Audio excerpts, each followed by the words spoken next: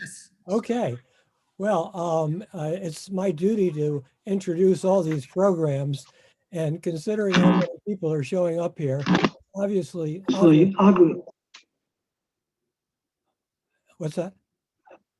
It's, anyway, it's obvious that Charlie does not need an introduction, but I do have something to say. Um, uh, One point that he made in his write-up that I'd like to emphasize is that Charlie came to the DC area first 5 decades ago, stayed for a while, and then left for Philly and then North Carolina and ultimately West Virginia. But one thing stayed constant. He's always been a member of canoe cruisers. Now, Charlie's a national person. Few people know more than what's going on in the paddling community of this country than Charlie. He knows who's cool and who isn't. And he's chosen to stick with us, maybe 10 other clubs, I don't know. But he's been a member. And I think we should take pride in that. We take pride in the fact that we're part of that organization and thank him for sticking with us. So with that, oh, before I turn over the show, more of these things are coming. Stay tuned. We'll try to keep you entertained. So with that, I'm turning over the screen to Charlie. Okay, well, thanks, thanks, Ed. Um, I I came to DC because I started paddling in 1967 with a college outing club. My my roommate and I, freshman year, actually started it.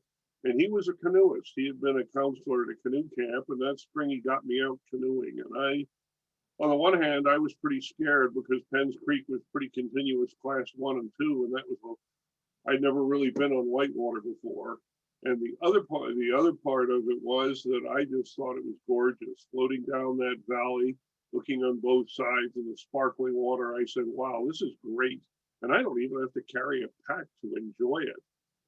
We were fortunate in that after a year in Grumman or two in Grumman canoes, I started getting interested in kayaks, and I actually bought a Klepper Trabant from the Klepper shop down in Lower Manhattan. One of the few places you could actually buy a completed kayak. But we had written Penn State Outing Club to ask for help in learning how to paddle kayaks, and we were answered by none other than John R. Sweet, who, for those of you who didn't know him, he was a major figure in paddling in the 60s and 70s, national champion, C1er, race organizer, river explorer, and just a very strong personality.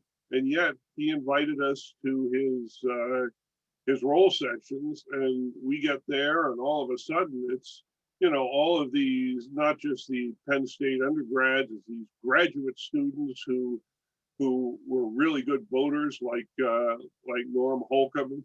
John himself was an independent researcher affiliated with the university. A bunch of the Wildwater Boating Club kids from State College, who Dave Kurtz was coaching. So it was really a pretty impressive display of paddling skill. And as I got to my senior year, I had my AWA journal and decided I needed to find a place where there was a good canoe club to go apply for teaching jobs. And Washington D.C. seemed like a pretty cool place, so I did. It was I had a wonderful time there. Met all kinds of great people, and people who I still keep in touch with. Well, I'm going to switch over to the PowerPoint. Let's see, slideshow from the beginning. Well, before that, oops, I got to go. I'm sorry, I'm a little slow here. I've got to share screen here and slideshow from the beginning. I'm hoping that this has come through. This is like the first page, whitewater safety and rescue, what we can learn from our history. And this, when I started paddling, this was safety in the 60s. And I mean, this is pages from the American Whitewater Journal. No life jackets, no helmets, and people were really trying to figure things out. And it drew a lot of people from technical jobs. Yeah. We're not seeing the screen. You're not seeing the screen? Let me go back. Let's see. Share screen. Hit this. That's what I didn't do. Yay, now it's working. Okay, now it's working. We'll go past the introductory page to the page. These are things from the 1960s. And that person on the left, that's Milo Dufek, arguably the most influential paddler of the era. After he escaped from I think it was East Germany, he traveled all over the United States doing clinics. And this is one of the clinics. And whitewater paddlers were spread apart pretty far, especially once you got away from the eastern seaboard. And so you really needed somebody like American Whitewater Affiliation to tell everybody where these clubs were. One of the most important parts of the newsletter was a list of clubs. And paddling clubs were really where you wanted to be. There were no clinics, and there weren't that many experienced people. And we were all figuring things out for years. And I think of a lot of the early paddlers, John Sweet included, as nerds with muscles. They were very smart guys. They were very fit. Oops, I need to go backwards. But they were also really devoting a lot of their energy to figuring out things like boat design and how rivers worked, and of course safety. Now back then, of course, it was very hard to buy a boat from the store. A lot of the gear was homemade, and we learned at Bucknell from the AMC Whitewater Handbook from Canoe and Kayak, which kept us from doing some very stupid things. But learning to roll a kayak from stick figures, that's a little challenging. And American Whitewater has been learning from our mistakes since 1957. That's when the first safety code was put in. Now the code has gone through a number of different revisions. You know, they say good judgment is developed by surviving bad experiences. I would say that good judgment can be developed by learning from other people's mistakes. That doesn't mean that you have to try some of those things for yourself, because of course people do. But there's a lot of good information out there, and the learning curve is much faster. I remember when Tom Irwin ran the Upper Yacht his first year of paddling, and people thought that was just outrageous. Well, Tom, being at Penn State, was at one of the few places where you could make your own boat and get really good coaching. And now somebody who really throws themselves into the river with good gear and coaching, that's not that unusual.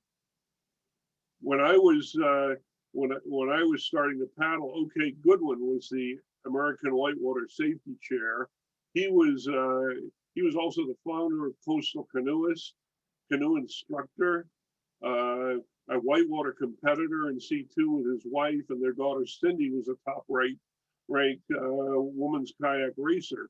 And as safety chair, he wrote about the conflicts that arise between river savvy paddlers and the wider, less knowledgeable society in which we live. We look at rivers very differently from the average people, and he pioneered outreach to state and local governments to try and bridge that gap.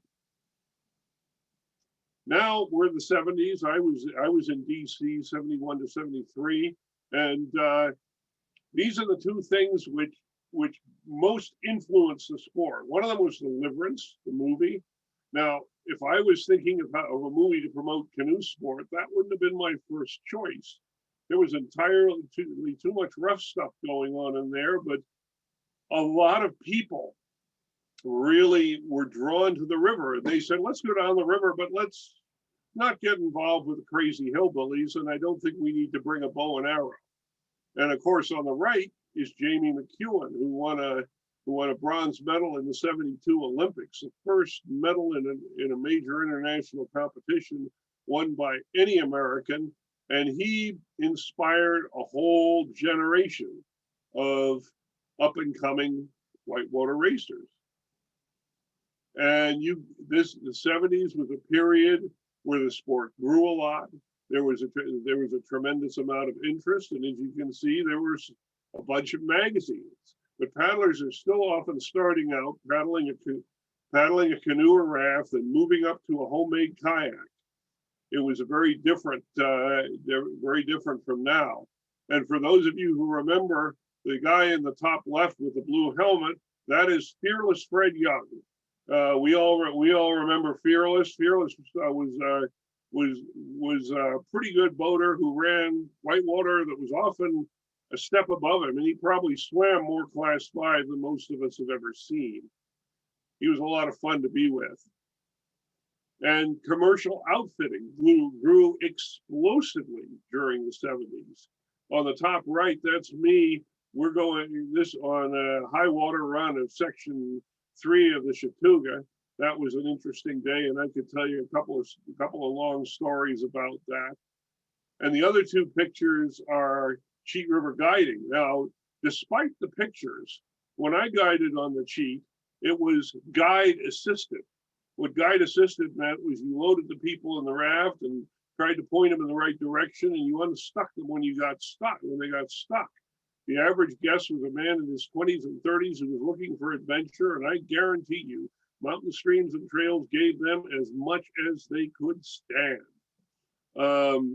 It was a rough day. The guides didn't baby anybody, but you got a lot of experience dealing with rescues, not hardcore, scary, oh my God, someone's going to die rescues, just keeping things moving down the river. And I really admired the guys that I worked with, because when something happened, they didn't screw around. They just hopped into the river, swam out to where the problem was, and dealt with what happened. I remember one day there was a guy pinned, and Chip Quaich and I had to trample a bunch of canoe clubbers who were just sitting on the shore watching this guy. And we jumped into the water and took care of it. That's what we did. And it was a real learning experience. And of course, working for Payson Kennedy was a tremendous learning experience, because he was a remarkable riverman. And I was young and a little bit arrogant. I could catch the smallest eddy on the river, and I just figured that was all you needed. And he taught me to look at the bigger river and to watch out for his other, the people who we were with. And this was also the start of the whitewater industry, with high performance products, Hippie, and Blue Hole canoes. The person in the top left, who some of you will recognize, is Louise Holcomb from the great Holcomb paddling family. But it was still a pretty small business, and basically most of us could home build a better boat than high performance products could build for half the price. So it was kind of slow going for Hippie. And I did love to race. It was wonderful not only to get out on the river, but to learn from other people and to learn from the course. It was something I really enjoyed. And the last thing you thought was going to happen at a race was that someone was going to get killed, but they did. This is the site of the Unadilla Slalom, which ran for many years, icebreaker slalom, the last slalom of the year. And everybody went up there to see everybody and to do the course. Class 1 all the way up to this drop. And of course, the water level here is just really minimal. I'd say probably we had 2 feet more water in it when we had the release. And I was doing a practice run and I peeled out and I looked downstream and I knew something was wrong. Because when you see people on shore and something is going wrong, they start sort of bouncing around and moving herky jerky, and they look very, very stressed. And these people were stressed. I landed, hopped out of my boat and ran down, and there was somebody in the water underneath the wave, and I had no idea what was going on. And a couple of yacht guides were there, and they just jumped into the river and tried to grab him as they went past, but that didn't work. And a bunch of us decided, well, what we were going to do is we were going to sit in the river and we were going to divert the water. Well, as soon as we started diverting the water started pushing us downstream. So that wasn't a particularly good idea. Finally, they turned the water off at the dam. And you can see the dam is very close. And you could see that his foot was caught underneath the rock. And that really shook me up because I was thinking, well, gee, you know, if you're a whitewater paddler and you have the right gear and the training and you're behaving yourself, you're not going to get killed. Certainly not at a class 2 slalom. But you know, the guy did. I wrote up. I talked to OK Goodwin, and King said that it was probably a freak accident. And that wasn't good enough for me. So I ended up talking to a great many people who were there and who were involved, and finally wrote an accident report, which was published in, among other places, the CCA Cruiser. And after that report was written, I started getting letters from people who said, yeah, there was something just like this on the OBET. Oh yeah, wow, there was something just like this over on the Nantahala. And one of the people told me that what had happened before they got caught is a boat flipped. There was a C2. One of the boaters swam to shore, but the other guy's holding on to the canoe, and he's trying to dig his feet into the bottom and walk the canoe to shore, but it was just too deep. And he kept losing his footing and getting his footing and losing his footing. And then when he went over this drop, there was a big piece of rock, probably 5 feet in diameter and 2 feet thick, and that's what he caught his foot under. When after the water was turned off, the race organizers got a bunch of people with sledgehammers and they broke it up. But that's what and to me, there was a warning there. The warning was never stand up in the river. Now I can remember people saying, don't stand up in the river. You could sprain your ankle.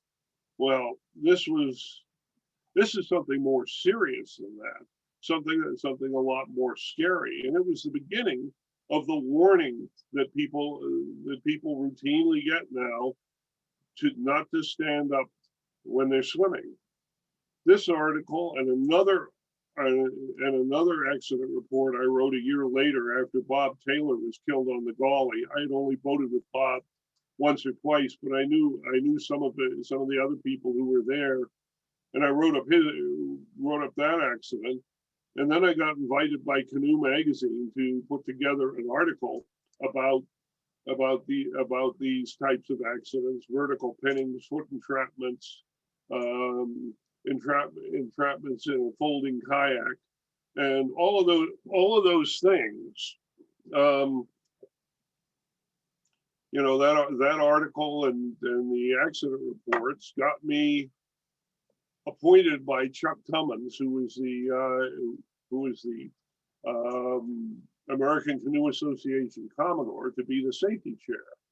And I was writing stuff anyway, and it seemed pretty cool. And then all of a sudden, we get into what I would call the level flotation controversy. This is 1977, and the coast. This is about the peak of the regulatory state.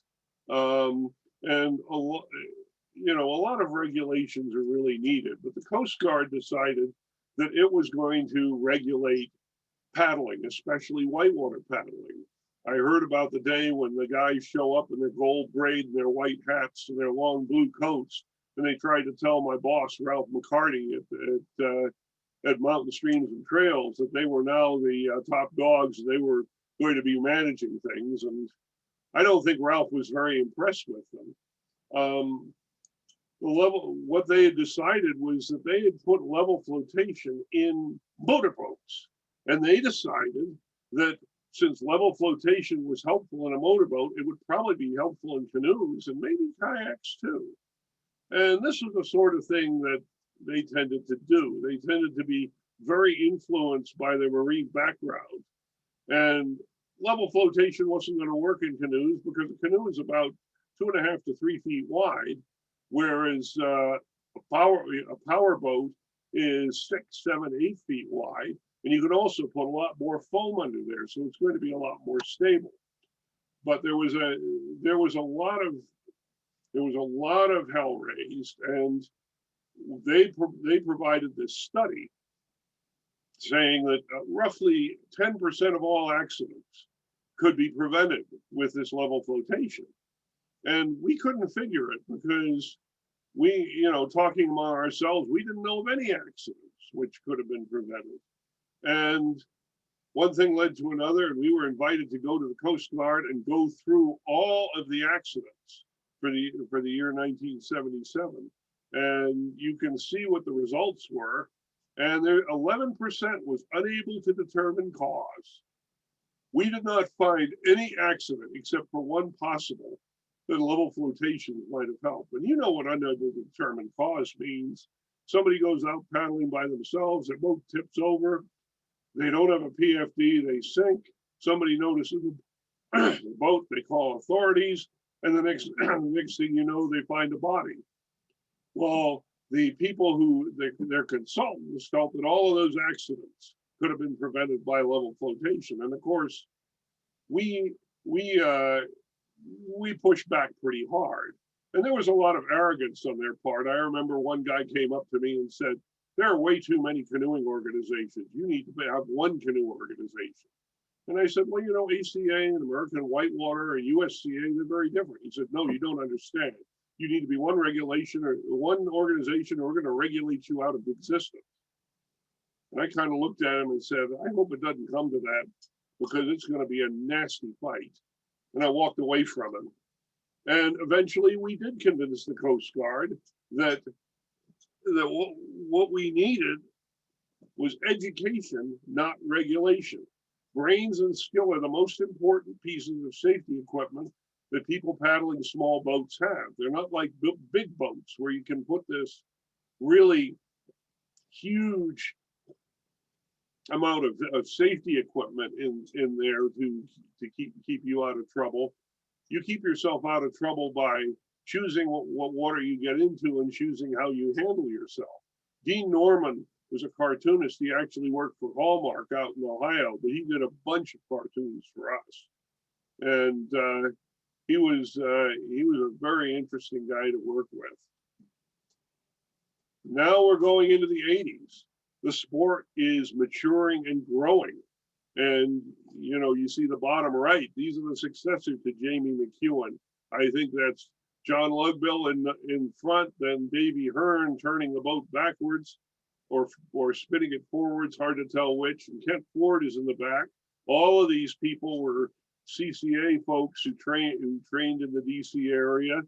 At the bottom left is Don Van Ducci. Ducci was a kayak instructor at Audubon Lodge who later started Yakima Products. Guy in the middle is John Connolly, who ran Eastern River Expeditions. The guy that's Steve Rock and Bob Segrist, top left, and I don't know who the open boater is, but it was a time when a lot was going on. Equipment really changed. In 1973, you saw the first rotomotive boat, the Hollow Form River Chaser, but the outfitting was really awful to the point of being borderline unsafe. In fact, most people I knew who bought the boat tore out all the outfitting and put in their own stuff.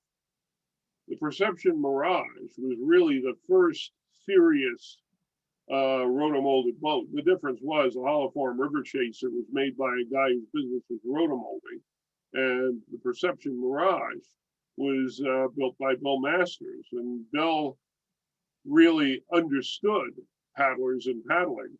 And there was a lot, there was a lot of talk about safety in this new gear, because if the boat collapsed, it could get really ugly. There was a lot of big water boating at that time. People trying to emulate Dr. Walt Blackadar, who in the late 70s made the first descent of the Susitna. And Walt was fearless, and he had an amazing role. I never met him, but I heard a lot about him. But there were a bunch of drownings where people drowned despite wearing a life jacket. That's where the term flush drowning came from.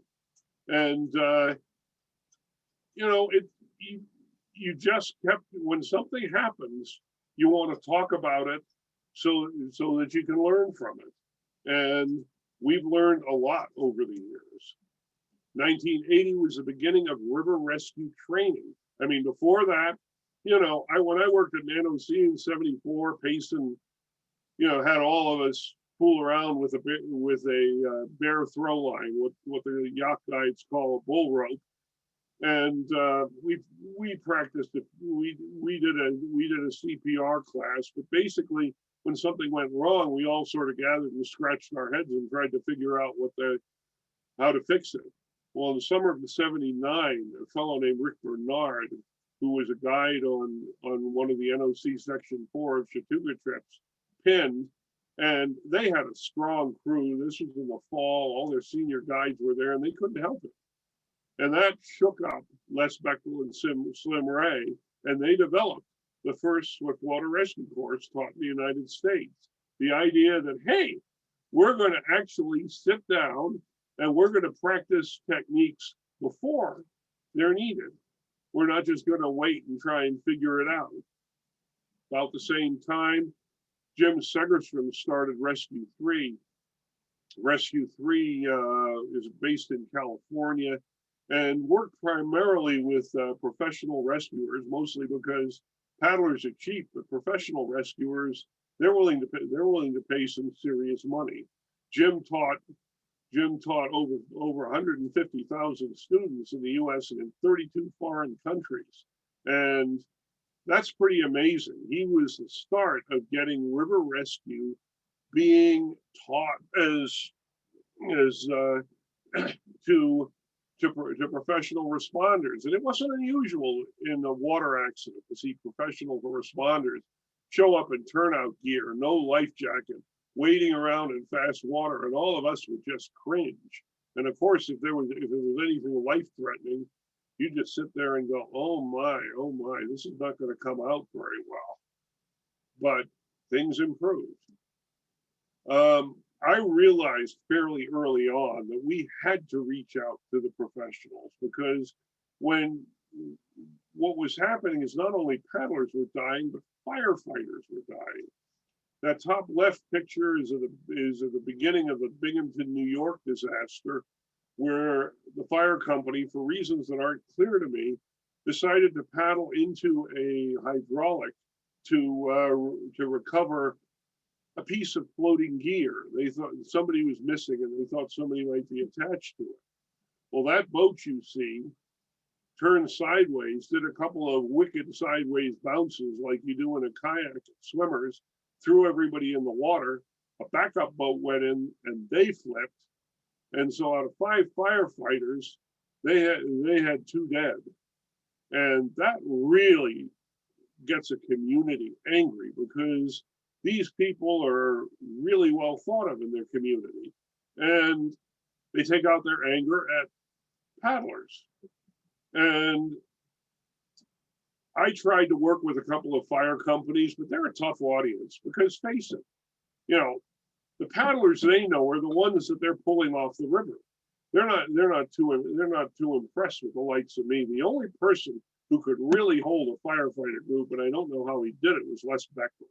Bechtel had an amazing presentation, and he could get their attention. But I can remember going into firefighter, a room full of firefighters, and Jim Thorpe or I forgot where it was in central Pennsylvania. The whole place is sitting there and they've got their arms folded and they've got a sour expression on their face. It was a tough audience. But then in the state of Ohio, they had a couple of dam drownings, a couple of lost firefighters, and the Division of Watercraft decided that they were going to do something. Now, the head of the Division of Watercraft, Norma Hall, was a botanist. And you're thinking, what the hell does a botanist going to do with water rescue? Well, being a scientist, he pulled together everybody he knew who was knowledgeable. That included rescue squads, people from the Red Cross, people from the local canoe clubs, and eventually I got into the act, and along with a number of other paddlers, and they developed a swiftwater rescue course. About the same time, Pennsylvania developed a river rescue course. After a drowning in Harrisburg, Pennsylvania, they lost 2 firefighters, and that gave them the impetus. Virgil Chambers was a driving force behind it, and in Ohio, the 2 instructors were Pam Dillon and Emily King, and I asked Pam, did you have trouble? Because essentially they were 2 20-something attractive blonde women walking into what I'd found to be a hostile environment. And Pam just sort of shook her head and she said, yes, it was an uphill battle. But eventually they had a course book and it got a lot of publication. It got publicized in places. Small Craft Advisory is a Coast Guard publication. There were articles in Firehouse and magazine and other things like that. And for the first time, swiftwater rescue actually had some credibility. It's like, well, if we're firefighters, we train in a great many things. Fighting fires, extricating people from cars, confined space, all of these different things. Swiftwater rescue is another thing we got to train on. And after working with them, I did a couple of outreaches on both Richmond, Virginia and DC on the Potomac and James River, because we were getting some, you get these fatalities, and of course, politicians want to do something. And what do something means usually is prohibiting. And so we brought together people like us and people like Pam and Virgil Chambers from Pennsylvania and Ohio, with local fire companies, experts from the Red Cross. And the idea was everybody trains ideas, and hopefully we would get these folks to the point where they see that there's some things that are worth learning. Now, I didn't expect them to say, oh, wow, you guys are so smart. We want to learn all this stuff. It never worked that way. The biggest fire companies in both areas did not support the symposium, but they sent people there incognito. And after the symposium, they hired Rescue 3 to come out and do a course. And that was a beginning of really increasing their capabilities. And of course, once they got going, they trained themselves. And this is also a time when the throw line rescue bag was developed. Now, I wish it was my idea. It wasn't. Ray Miller at the Red Cross found a picture which he had found in Navy archives. It was apparently something used in the lifeboats. He sent it to me. I made one up using a ditty bag and some rope. And I said, this is probably just a gimmick, because being a cheap yacht guide, it was like nothing fancy. You don't want anything fancy. But I got on my front porch and threw that rope, and it's like, oh my, this is really something. And of course, by now, there are all kinds of different throw bags being made, and it's standard equipment on people's boats. A lot of books were published. River Rescues, that's Slim Ray's book, really was the one that set the standard. Kent Ford's Whitewater Self-Defense is a great way if you want to review your river safety and rescue stuff before you get on the river. Kent is the guy that video is the one to get, and I think you can download it online for peanuts now. I published the River Rescue Manual, and I think it was as a 93-4 publication day. Never did as well as Slim's book, but a lot of information is getting out. And here comes the 90s, the new school phenomenon. The 1990s saw a tremendous number of young people getting involved and a tremendous increase in overall skill levels. Sport grew really fast. You can see that between 82 and 2000, it grew quite significantly. Freestyle kayaking matured, but it was different from racing, because when we raced, everybody raced. There would be a championship class for the really good boaters, but there'd be people who get out on the course and you weren't sure if they were going to finish upright or not. But with freestyle, the thing came to be, we'll go to the freestyle and only a handful of people compete, and we'll go watch them. Whitewater manufacturing grew and developed. It became edgier. Corin Addison, I remember, said that he didn't want gray-haired men or fat women in his boats. And it's like, I take offense to that. That sounds like my friends. But it was, you had all these young people coming in. I remember one kid came up to me in an eddy and started running me down because, of course, I had all kinds of old gear. And finally, I just said, "Shut up, kid. I was running the Gawley before your parents met." Kayak outfitting became a lot safer. You got boat size for different people, bigger cockpits, bulkhead foot braces, back bands, grab loops and broach loops. The boats just fit better and handled better. But of course, when you get better gear, you'll want to run harder stuff, right? And they're running some pretty freaking hard stuff. And the visibility of the sport really attracted some amazingly talented young athletes. I look back at the 50 or so people who I paddled with in the 70s, and I'm thinking maybe a couple of them could have run with those crews, but you never know. Uncommon skills become more common.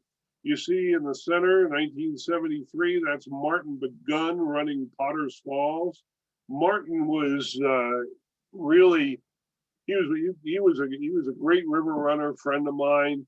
And when he published that picture, an article with it, it was controversial. It got months of angry letters to the editor of American Whitewater. And now you're looking at 79, which is, like 6 years later, waterfalls forbidden fruit of calculated risk. Wick Walker wrote that. Now, Wick was from the DC area, and I can remember that he had his eye on Great Falls for many, many, many years. And in fact, he and Tommy McEwen were really the ones who pioneered it. And Wick was saying, hey, there's a way to run these falls. But again, it was sort of controversial. And now in 1990, it's like the nation's top runnable waterfalls. Quite a change. And it keeps on changing. I mean, 10 years ago, I heard somebody talk about an easy 50-footer. An easy 50-footer? I don't even run 20-footers. What's an easy 50-footer? That's kind of scary. But these guys have figured out how to run these big drops. Of course, a lot of them end up with back problems, but that's neither here nor there. Rescue vests were finally produced in the United States by Extra Sport, originally developed in Europe. The built-in quick-release harness gives you a lot of potential ways to help people, but we couldn't get it in the Coast Guard because the Coast Guard refused to pass it without a standard for the harness. And of course, they didn't know how to create a standard, so they just punted. So what happened is that at the 1989 International Safety Symposium at NOC, Slim Ray gets the whole group to agree on some standards. And there was a mostly European group. There were Germans and Austrians and French and Russians and Poles. It was quite a crew. And they were saying, oh, come on, Slim, this is just American bullshit. Well, a few years later, well, let me finish. Slim wrote the standards up on International Safety Committee of the ICF stationery that he had printed up, gave it to the Coast Guard, and that became the standard. And that's why we were able to have rescue jackets approved. Now, of course, what happened, and a couple of years later, that's when the European Union opened up. All of a sudden, the European Union is creating standards for everything. So Slim Ray sent over the Coast Guard standards, which were the same standards that everybody had voted on probably 5 or 6 years before. And the paddlers in Europe gave that to the European Union. Bureaucracy, it's wonderful. The ACA rescue course was actually developed by Wayne Sunmacher and myself. I was teaching a course which I called whitewater self-defense, essentially swimming and wading and throwing throw bags in a river. I took less than Slim's course, but I just thought the rope tricks were too complicated and impractical. I couldn't see myself using that on the yacht or the Chief. So what I taught was more of the in-water comfort, which the guys I worked with in Ohio Pile had for themselves. The picture at the bottom left, that's Wayne. He later became, pretty high up and up in the New Jersey emergency management world. But back then, he was amazingly helpful because he knew ropes pretty well, and we worked on some things. We also were very much influenced by Glenn Carlson. Carlson was the one who developed the stabilization line, and so we added the ropes to the and boat unpinning to the whitewater self-defense, and that was the ACA course. It took us a couple of years to develop. And I can tell you that swimming in the river was controversial. I was teaching a course, and this guy who I'd known for years comes up and starts chewing me out that I'm going to get somebody killed. And I'm going, yo, Tom, it's me. You know me. What are you doing? But he was really fired up, and he wasn't the only one. The ACA rescue course has swimming and wading for self-rescue and to improve mobility, also to get people comfortable with the idea of being in the water. A lot of people I found in the 70s were just really scared of being in the water, and so they sort of freaked out. And once you find out how to handle it, unless you're in a really bad place, it's not that hard. Basic rope handling, rescue PFDs, boat pinning, entrapment rescue, and rescue organization and management in a private boating situation, which seldom has a designated leader. And it really works. Private paddlers and guides are much more likely to have rescue and first aid training. And when I see the kinds of rescues that they're able to do, I'm just really impressed with how they're able to take what we teach to the next level. Now we're in the 21st century, and paddlers are more skilled and better equipped than ever. There's also been a huge growth of artificial whitewater courses. And guided rafting guests want adventure as long as it's, well, not too adventurous. It's a family activity. People want to go when the weather's nice. They want to go with their friends. And I'll tell you what, most of the guys I work with on the Chief would either have to adjust their attitude or they'd be fired. I mean, some of the things that the guys did and said to our guests, it's amazing that people came back, but times do change. One of the things that's happened is cell phones. Drive-by 911 calls causing unneeded rescues. Some guys in the Shenandoah told me that they were out in the middle of the Shenandoah, sitting with their with their boat, raft out on a rock, and they're swimming around. Well, somebody called in with a cell phone, and the next thing you know, they closed Route 340, and they've got a helicopter landing on the bridge. And these guys just got back in their raft and paddled down and got to the end, and they were wondering what the commotion was about. Hey, have you seen anybody in trouble? Well, it's going to take a while to learn how to deal with these 911 calls, because people are also making calls when they're in trouble. You get somebody who has made a call and they're pinned on a strainer and they're calling right from the strainer, they may not have remembered their life jacket, but they've got their cell phone in a waterproof bag. And I guess it's fortunate because they've been, cell phones also have location, and so they've been able to get help for people in some pretty desperate situations. Now, people, the accident reports that are the most interesting to me are the ones that involve skilled paddlers. And people ask, how does reporting on the accidents affect you? And I'd say probably 80-85% of the accidents are not particularly interesting. You hate to say it, but somebody goes out without a life jacket, tips over, gets out on a high flooded river, gets washed down, somebody with very little experience sort of reinforces what we already know. But then there's some that do affect you. And back in the late 70s and 80s, I knew most of the people I was writing accident reports on because the sport was that small. But then,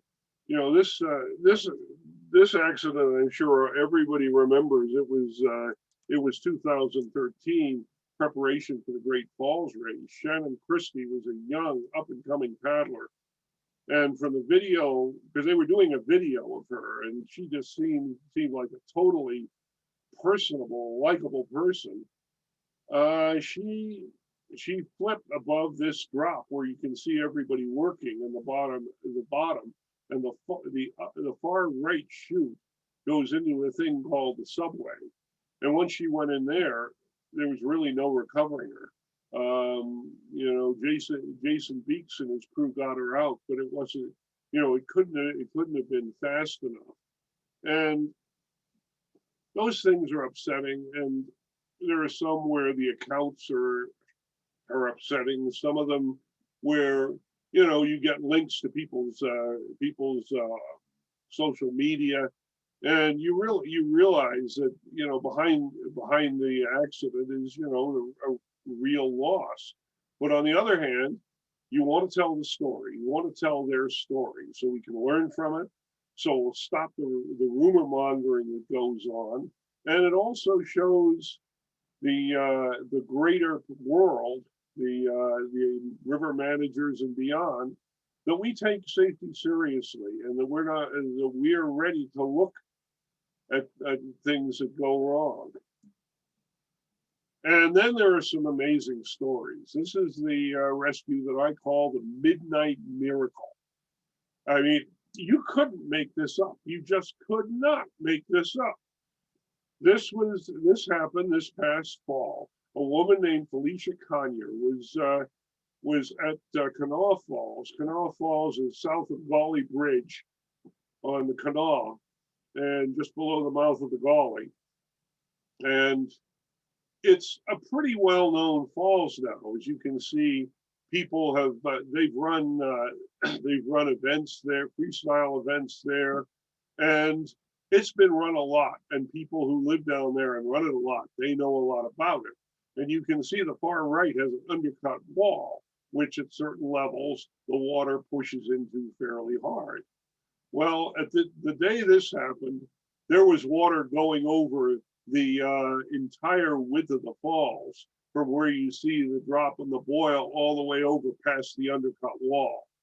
And Felicia Conyer, who was fishing, sees a red kayak floating in the river.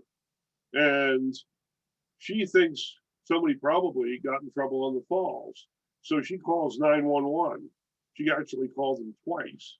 She then saw that there was a vehicle left in the parking area with Tennessee tags. There was a note on it. She called the number on the note, and there was somebody who was a drone photographer who'd been taking pictures of a guy running the waterfall. And the note was sort of, hey, you want copies of this picture? Well, he'd apparently gone up and run it again. And so she also posts this on social media, and you can see bottom left is the posting from Fayetteville Whitewater, which is a Facebook page. And when Corey Lilly, who is part of a local, certainly nationals class, if not world class boater group that lives in that area, when he saw that, he said, I know where that guy is. And the firefighters are not going to know how to get him. We're going to have to get him. And so he calls, so he calls Stephen Wright and Matt Jackson, his friends and others, and they rally down there at the park. And this is 10 o'clock at night. The professional rescuers are just giving up. And fortunately, Matt Jackson had done some training with professional rescue squads, and he was able to let them know what we were doing, and so that they didn't stop them, because a lot of times, once the rescue squads they're in charge, and they're not going to let anybody else fool with it.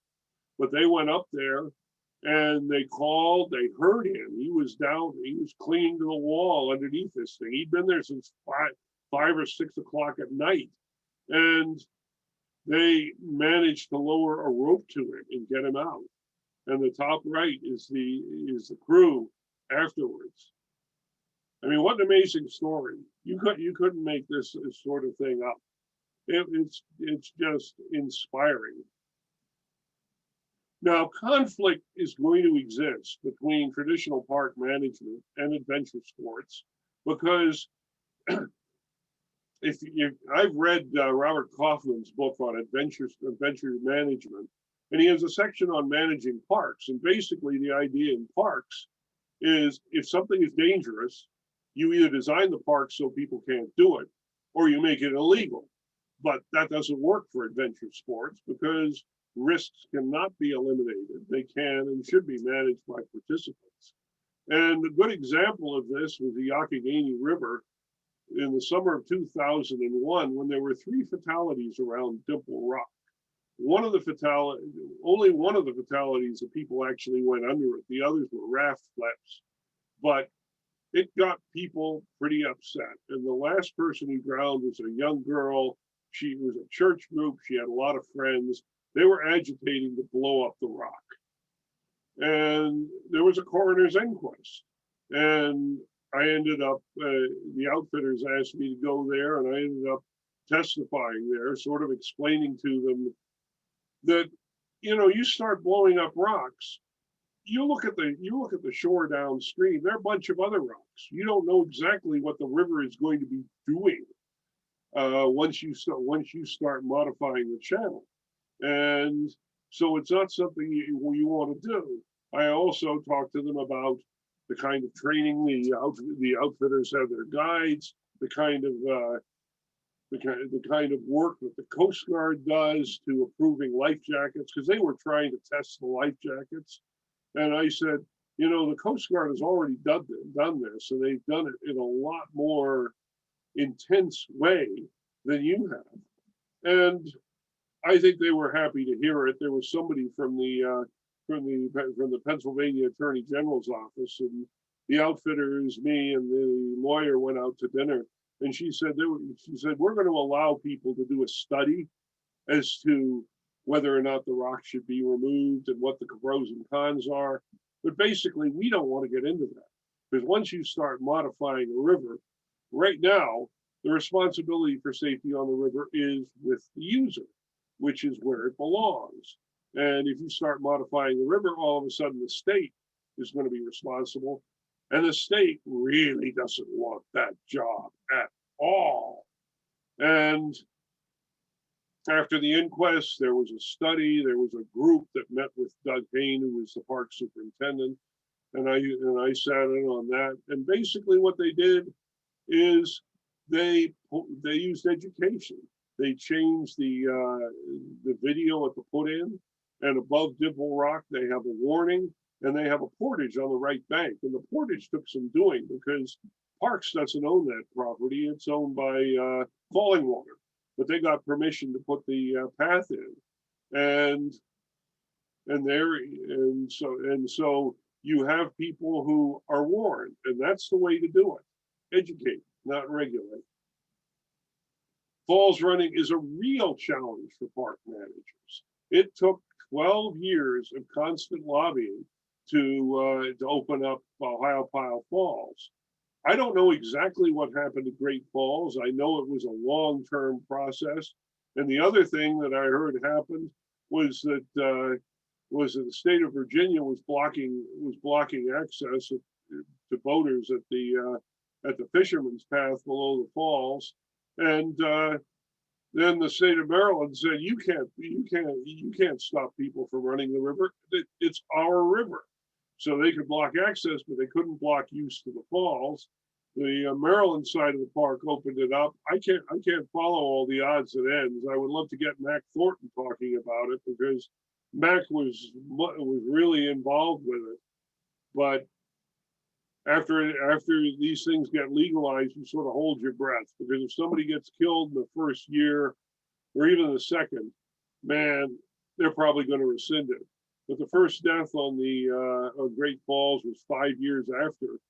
And when that happened, it's like, well, it's dangerous, and he was a skilled boater. And we haven't had any boater deaths at Ohiopyle Falls, knock on wood. Now, American Whitewater's Accident Database, which was created, oh gosh, I think about, in the 90s sometime, to organize the accident reports that I'd been collecting. And as you can see from the picture, the numbers bounce around a lot. What you don't see is that the numbers grew tremendously from the early years. And the reason for that was that all of a sudden, instead of calling me on the phone or writing me a letter, you have email, you have the internet. Nowadays, most of my accident reports come in over Facebook. Who knows what the next one is going to be?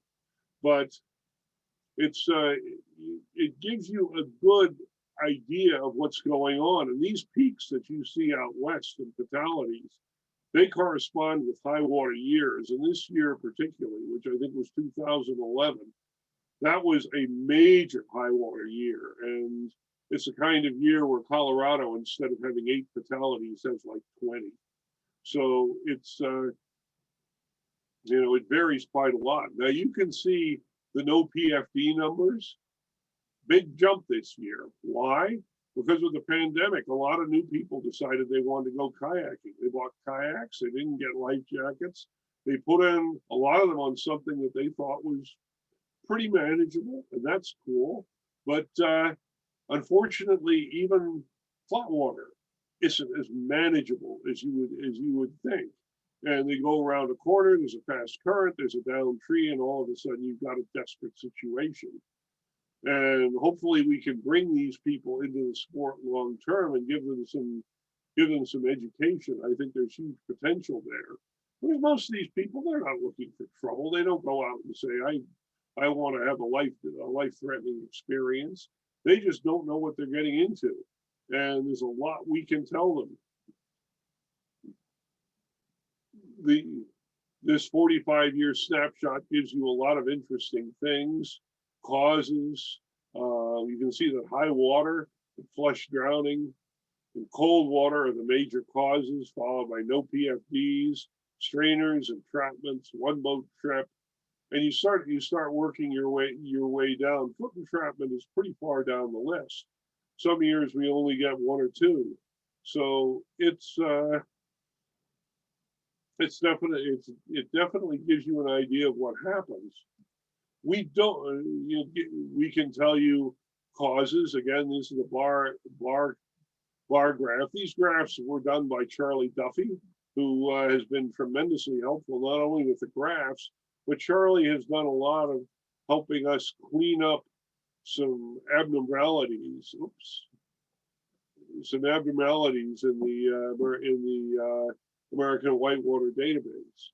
You got accidents by boat type, all kinds of different boat types, but kayaks and rafts are where it's happening. Used to be canoes and rafts, but of course kayaks are much more popular now. Accidents by class, 2, 3, and 4 are where the action is. By month, warm summer months, particularly June, because the water is still good. But there are also some things that you need to know. Our reporting is not complete. About 2000, we did a 3-year study of accident reports. It was done by Jennifer Plyler. She was from DC. I don't know if Jennifer is still around. But one thing it showed is that we're not getting a lot of accidents. Most of the accidents we're not getting in flat water, but that's another story. And the Coast Guard gets more than we do, but they miss them. Those little green things, those are accidents that we got, the Coast Guard didn't. And even when you are the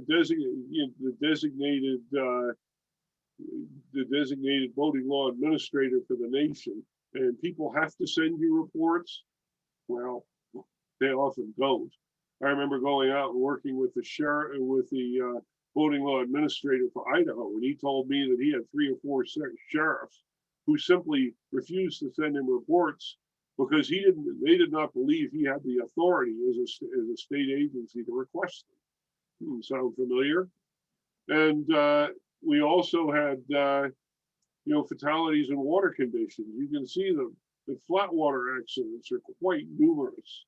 Now, I think if we were to do it today, you would see a lot more ocean accidents. There have been a lot of ocean kayaking accidents because you get far out from shore and flip your kayak. If you're by yourself, you're in a world of hurt. Swiftwater rescue.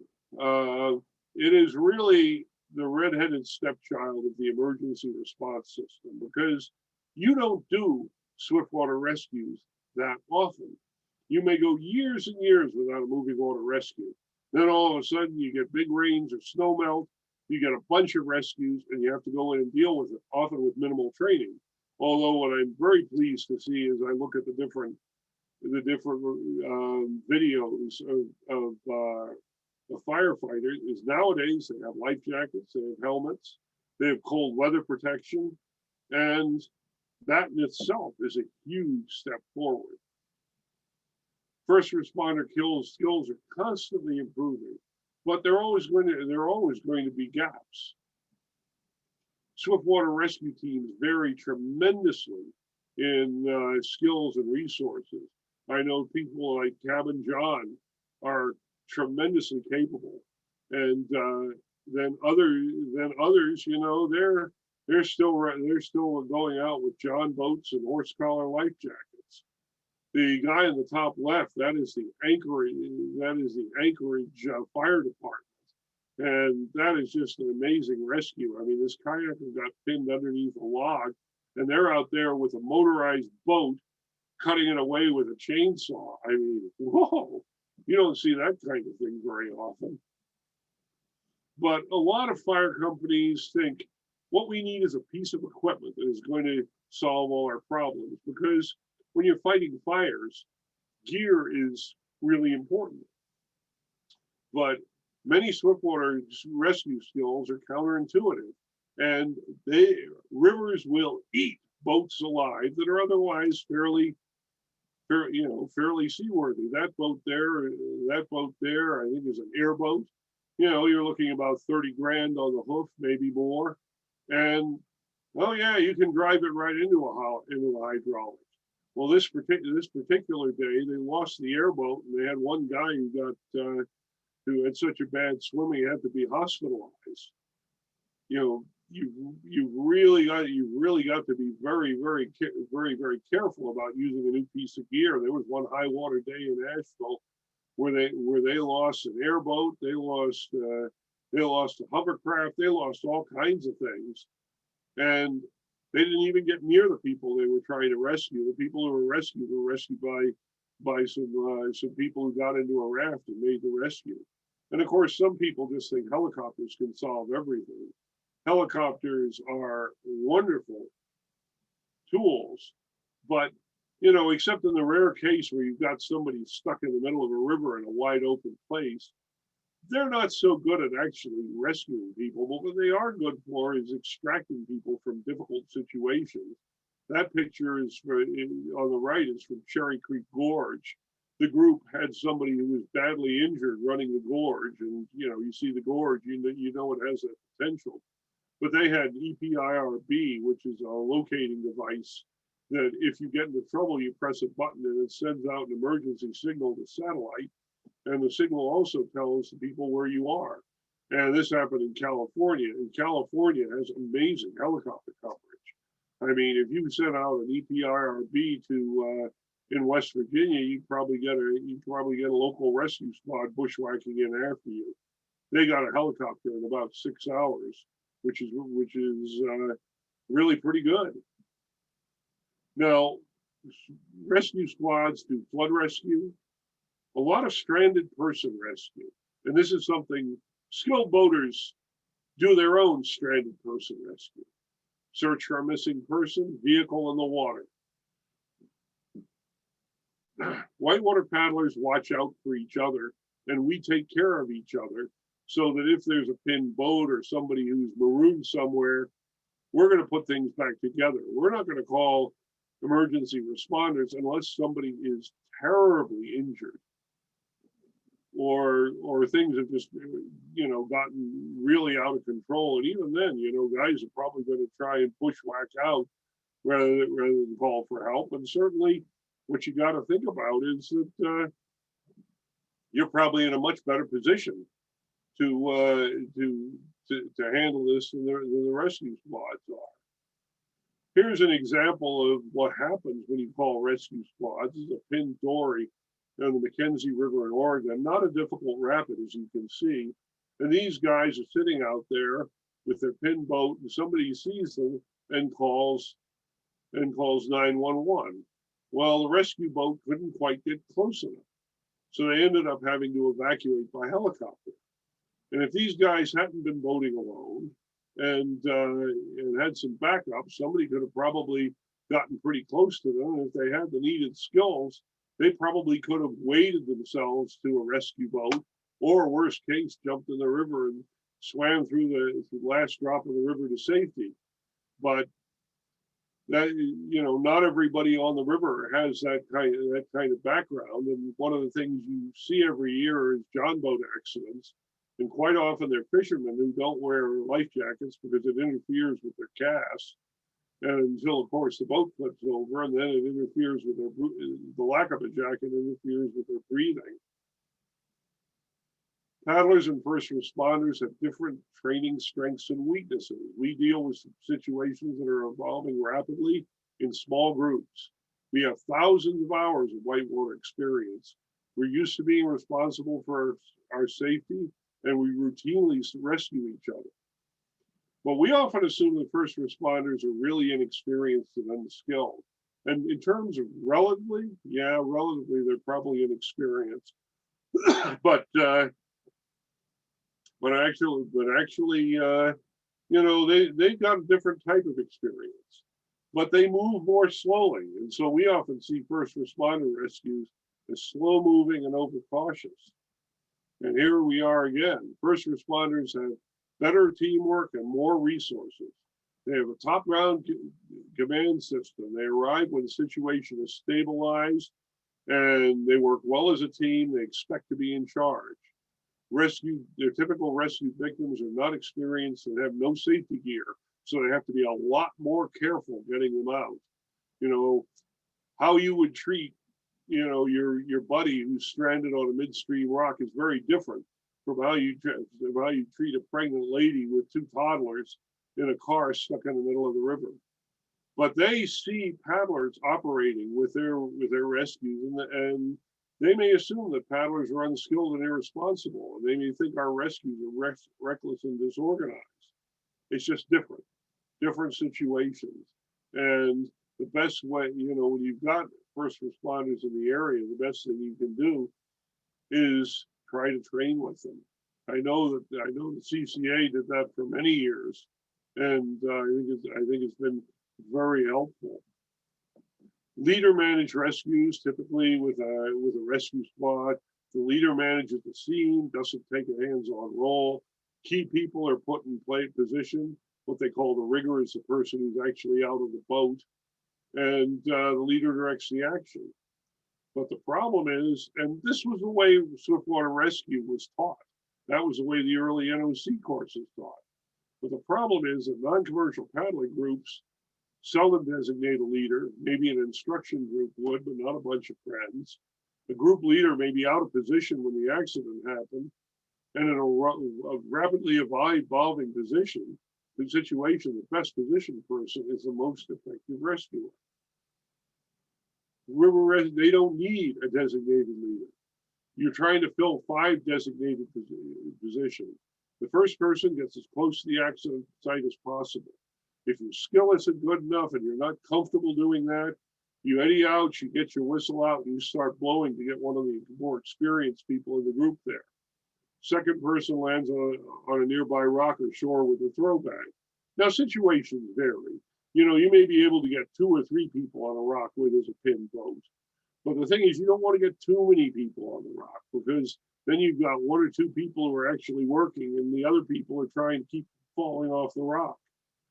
It's much better to get somebody nearby with throw bag backup, somebody on the opposite side of the stream or chute. You need an upstream lookout on busy eastern streams especially, and you really need downstream safety. You don't wait to be told what to do. You look for the job that needs to be done and do it. Now, another thing that I ran into when I was doing clinics with some of the fire companies is they would show up and they'd say, well, we have to have a first aid group. We have to have an evacuation group. We have to have a communication group. And I told them, get the guy out first. And then once you get the guy out, chances are he won't need anything more. But if it is obvious, if somebody's been pinned in the river a long time, or if you got someplace with an obvious injury, certainly you need to mobilize first aid. But first aid, evacuation, that happens after the recovery. Whitewater rivers are pretty safe, as I like to say, except when they're not. But my basic paddle sport safety message is the river and lakes are remarkably safe places for recreation. People get away with remarkably stupid stuff. And if you want to get away with it, always wear a life jacket. Don't do alcohol or drugs before or when you're on the river, and avoid extremes of weather and water. And I'm thinking particularly high water and cold and very cold water, but also for the open water people, very windy or stormy weather. If you do that, that's right there. You're seeing 85% of the accidents. All kinds of people make terrible mistakes and they survive. But as my friend William Neely said years ago, sometimes it's just better to be lucky than good.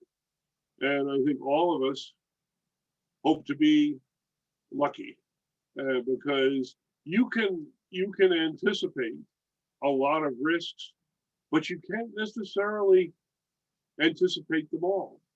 I was talking today to John Kobach, and John Kobach told me that last summer he flipped running triple drop, and when he got to shore, he was bleeding pretty badly. There must have been a sharp stick underwater which cut him, and it was an arterial bleed, and he had to be packed up by precision rafting and gotten to the hospital where he had multiple layers of stitches. Nobody could have anticipated that. And you have to, it's what they call objective danger. It's the danger that you can't see and you can't control. But fortunately, we can control a great a great deal of it. And that pretty much covers what I plan to talk about. And anybody have any questions or comments? I think it's time to unmute the crowd and see what's going on.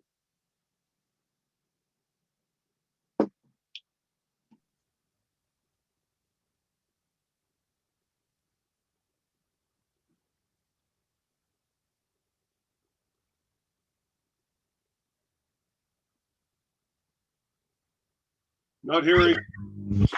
Thank you. Hi, Charlie. Wonderful presentation.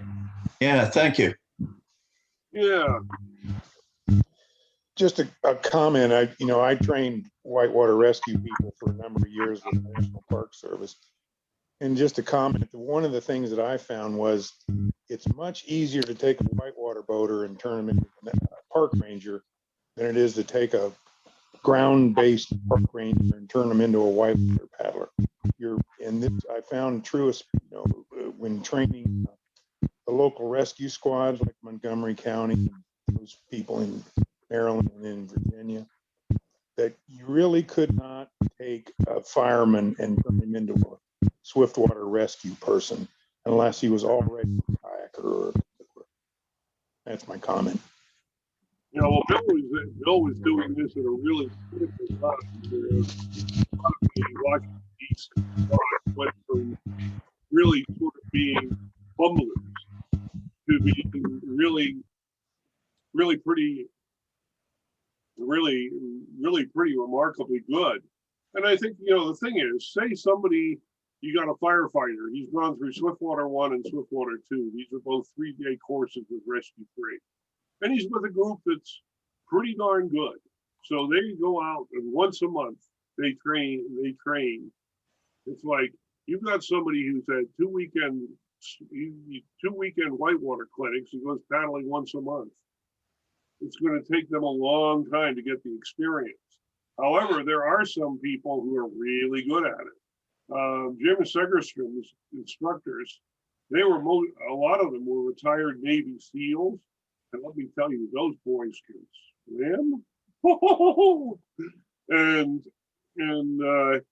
you also have some places where you have people who are divers and who have some experience with moving water.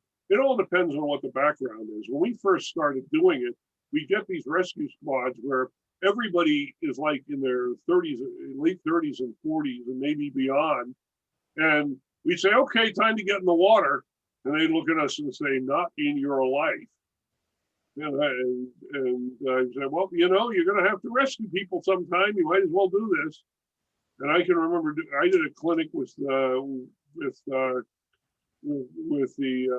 Pennsylvania Fish Commission up in Scranton. And they were all doing this because they'd had a double fatality that spring. We could not get anybody in the water. We demonstrated what to do.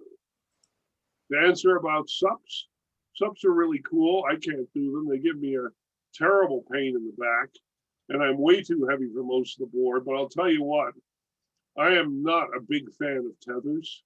These tethers have caused, when you ask where the fatalities are, with SUPs, they're all tether fatalities.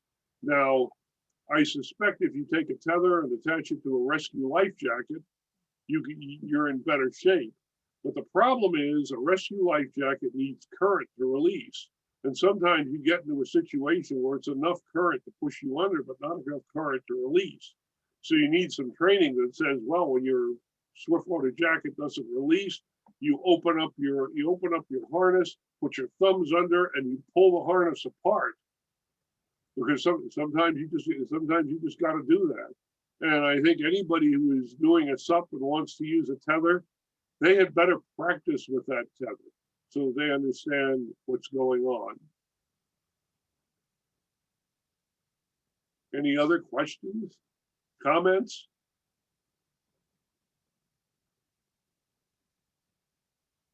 I'm wondering at Ohio Falls, how difficult it was to, I mean, I followed it a little bit, but it was difficult, I think, to get official permission to run it. And I met this person I would call a little old lady, which is sort of where I am now, at a wedding. And she talked to me about how as kids, they used to swim out and jump off the falls. And they thought it was crazy. And you know, what happened was, you know, they busted a couple of people for running the falls because for a long time, it was the sort of thing you do late in the evening. And in fact, they demoed it one year. We didn't run the falls, but we ran to the last eddy. And boy, the thing that we had the most trouble with is that stinking ledge up towards the top of the rapid leading into the falls. Both of us did high pop-ups. And it's like, well, if that ledge is doing that, we don't want anything to do with the falls. But I think that ledge is worse than the falls. But they busted Barry Toscano and a few other people, and they started a rather lengthy campaign. And they wanted to run an event there. Doug Hayne didn't want to do it, so Jim Greenbaum had a friend who was an assistant director of state parks, and Jim went around Doug. They ran the event. It went off clean. They ran about 7 or 8 years of events, and then they started pressuring it. Hey, look, this falls. It's pretty routine. We've had thousands of runs, and you know, we've had some sprained ankles and some people beaten up, but nothing serious. It needs to be legalized. And it took a number of years and quite a bit of lobbying, and a trip to Harrisburg with Mark Singleton from the executive director of American Whitewater. It was getting anything done in government is slow, because basically people in government they manage things very conservatively.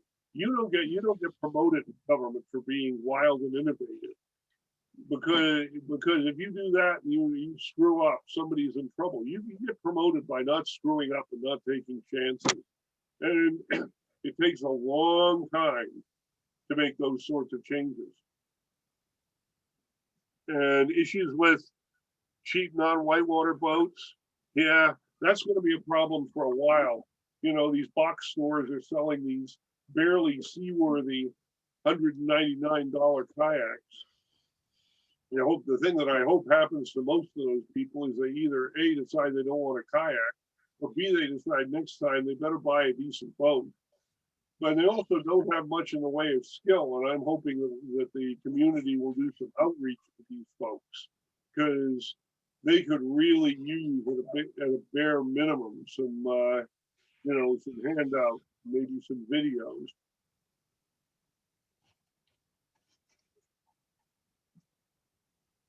Nobody ever commons cheap non-water boats.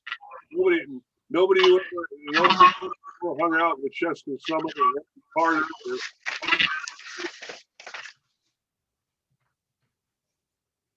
And Deliverance, hey, what the movie Deliverance did is it drew a lot of people to the river.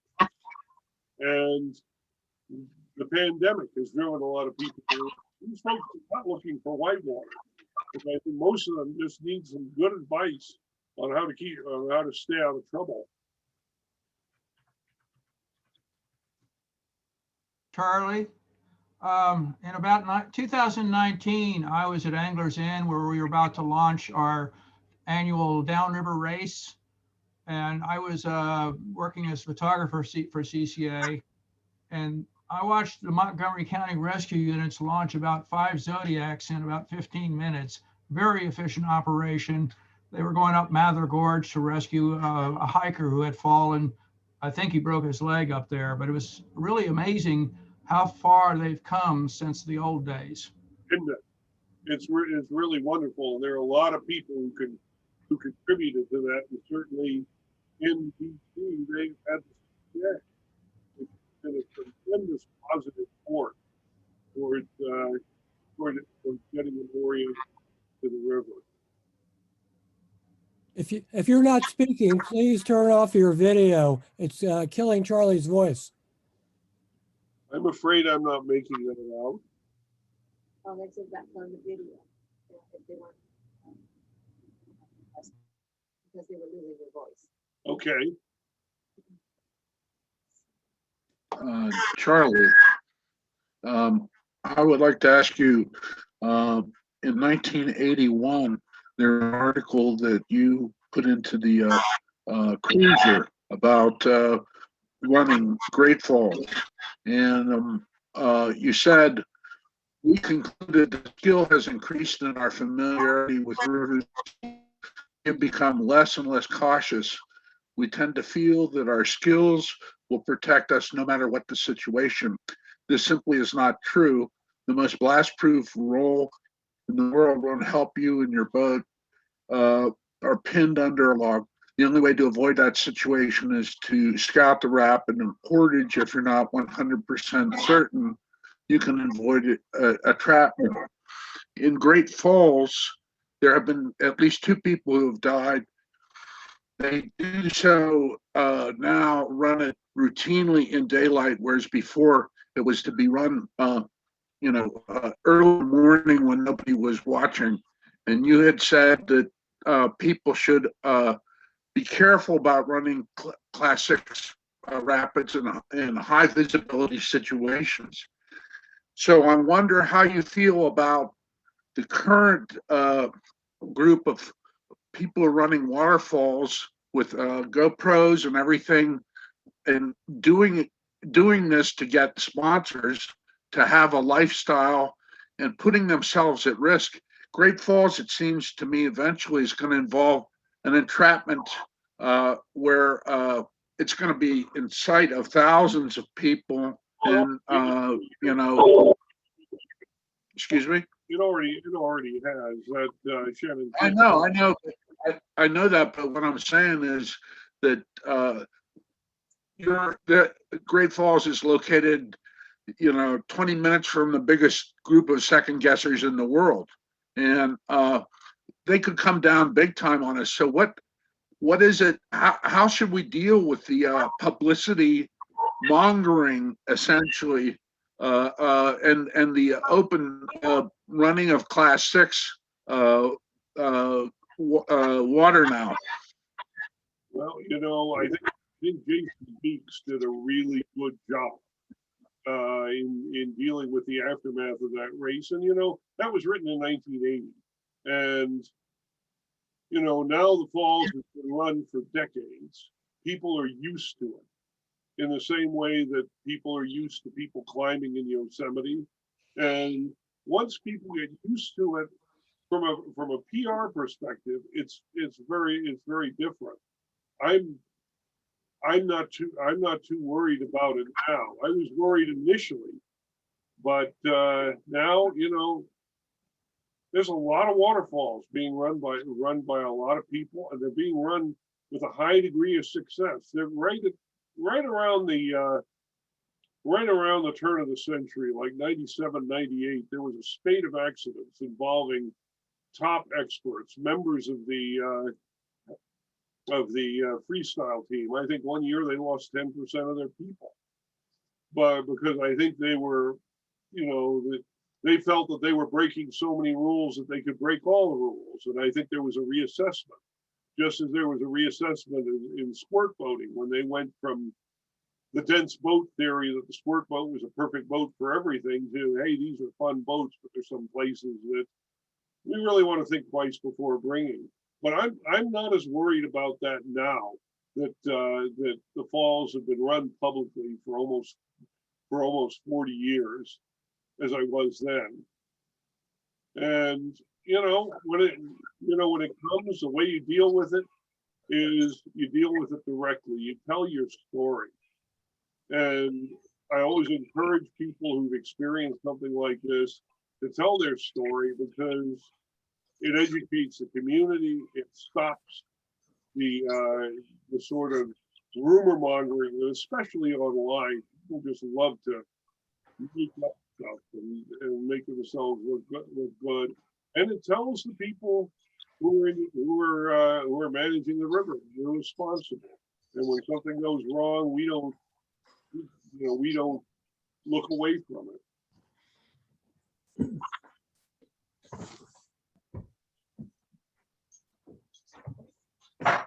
Would it be possible to persuade the box stores to put information to canoe clubs with their boats?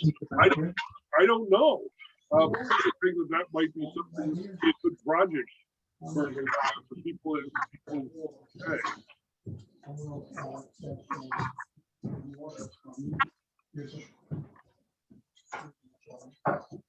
Somebody's saying something and I can't hear them, so Okay. if you want to write it. Oh, okay, okay. Charlie, we did have some success with the Eastern Mountain Sports in Sterling. We had our flyers there, our poster there, our business cards, and the people there actually handed out our stuff to people who bought boats. But that was one store, and unfortunately it is closed down since then.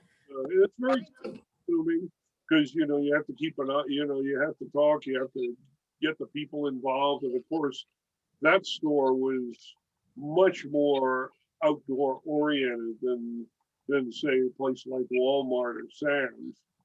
When I've gone to Sam's, I've been just, not Sam's, but I'm trying to think of the places, Dick's. I've been appalled at the low level of salesmanship, not just the paddling, because I don't buy paddling stuff there. I mean, just going there and talking to people about something else. I mean, it's like, it's over there, register's over here type of thing. And it's going to be very, very challenging because I suspect they have a lot of turnover. And I suspect that a kiosk like that would be something that you'd have to manage. It's not easy.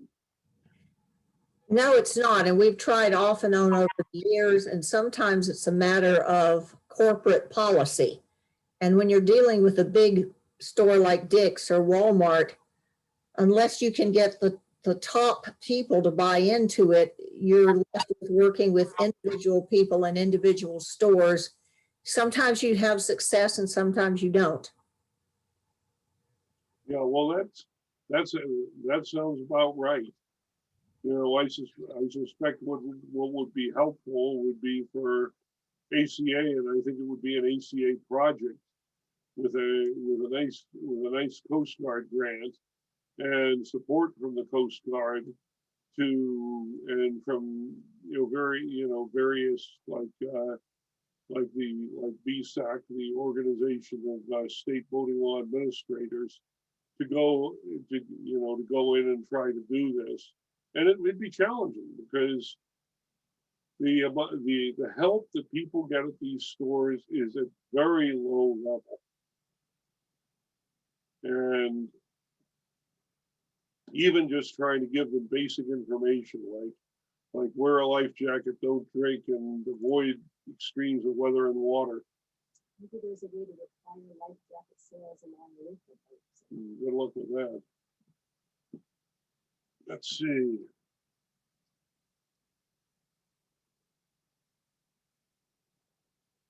Yeah, a lot of people used to include stuff. The ACA had a packet that we handed out, but we were dealing with, what I would call mainstream outdoor suppliers, and getting the box stores on board.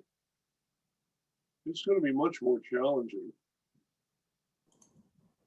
Charlie, I've noticed that a lot of boaters that run something like the yacht a lot, like maybe more advanced boaters, they don't take rescue courses much. They'll take it once in the beginning of their paddling career, and then they don't take it again because they think it's too basic, or the more advanced courses are for professional rescuers and stuff. And so I just noticed that a lot of advanced boaters are not taking rescue courses, even though they're the ones who are dealing with, complex situations like on the upper yacht and stuff like that. So are there any rescue courses that you know of, or sources of that are more geared toward the advanced boater rather than the intro, ACA rescue course? I don't know. I don't have anything like that myself. There is a I'm trying to remember the terminology. ECA does have a course beyond the course that I teach. But you know, a lot of the things that they teach are kind of esoteric. What I'm seeing from experienced boaters, whether or not they've had a course or not, I'm seeing very together rescues. And I suspect that even if they're not constantly practicing, you know, the elite boaters have a lot of basic skill and understanding.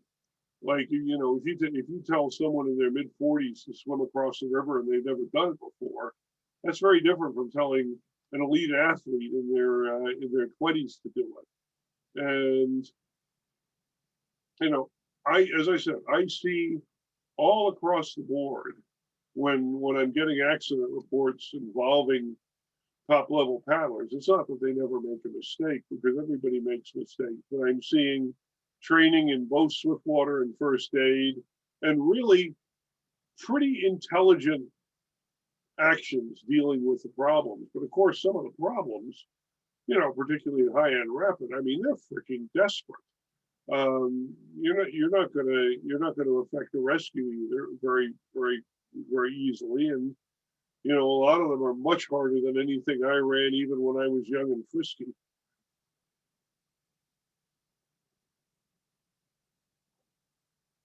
So one comment I would make with what Thomas said, I mean, some of it, it's almost like there's two different things. I mean, some of the videos I've seen, particularly like looking at Dane Jackson, there's an awful lot of awareness. The oh crap moment comes and they're reacting extremely quickly. There's no, you know, it's not like, oh gee, we forgot someone.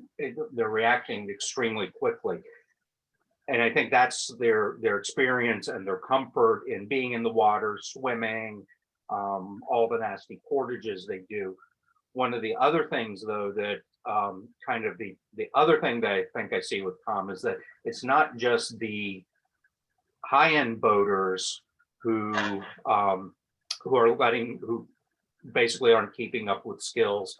I'm seeing an awful lot of the folks that I paddle with that, oh yeah, I've been paddling for an awful long time. I have not kept, you know, I took courses way back when, haven't kept up on the skills. A long time since I took CPR or first aid training. Gee, I'm not carrying a first aid kit, or I'm carrying a kit but don't know how to use it. No ropes. I'm seeing a lot of that kind of complacency with folks. Well, I think complacency is something that we all struggle with, because we love rivers. They make us happy. We're very comfortable on them, and you sort of have to keep in the back of your mind that you're dealing with something very powerful. It's like driving a car. You can be very comfortable in a car, but there are tremendous forces that you're handling. You know, I always tell people, never forget what you're dealing with. And to paraphrase Lou Whitaker, who ran the guide service at Mount Rainier, just because you love rivers doesn't mean the rivers love you. You've got to keep paying attention.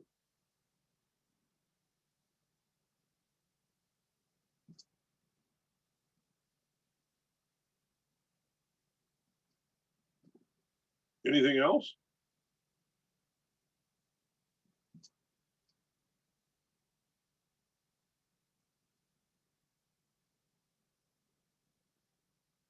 Well, it's been fun doing this and seeing everybody, and hope you enjoy it, and hope you never get in a situation where you have to use anything like the hardcore skills that you hear about. Thanks very much. Charlie, thanks for being around for so long. You've done so much work over the years, and I personally really appreciate it, because I've been paddling 43 years and I've been hearing your name throughout my career. It's been fun. I want to thank you, Chip. Charlie, this is Chip. Thank you for putting together a great history of what's happened over the last number of decades. It's been a great look back. Yeah, well, it was just great seeing you here, and hopefully when this pandemic loosens up, our paths will cross to get up here, and we can revisit old haunts. Looking forward to it. Thanks, Charlie. This is the official thanks from CCA. You made our evening. Well, Thank you, Charlie. It was great. thank you, Ed. I met Ed at the Savage River races in the fall of '71, and after running the team race with Ed, he had somebody drop out and he needed a team race. He asked me if I wanted to run the Gully, and I said, I don't know. It sounds pretty hard. And he says, you can do it. And I did. It's just 2 swims.